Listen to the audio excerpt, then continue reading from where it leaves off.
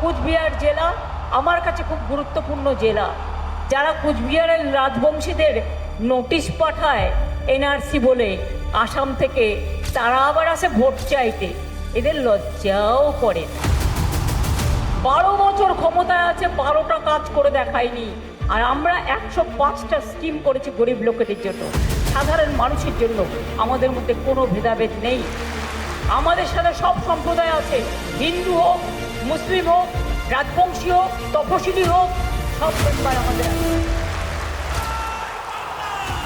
এত অত্যাচার আমি কখনো দেখিনি, এত অপপ্রচার আমি জীবনে দেখিনি।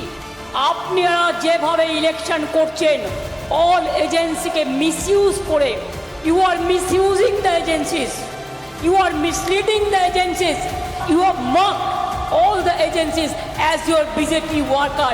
You should be same on you and your party. I have never seen it earlier. আমি কখনো জীবনে দেখিনি। প্রয়োজনে দেব মোরা 1 নদী রক্ত, হোক না পথের বাধা প্রস্তর শক্ত। বাংলা প্রাণ দেয়, জীবন দেয়, তাও বাংলা মাথা নত করে না।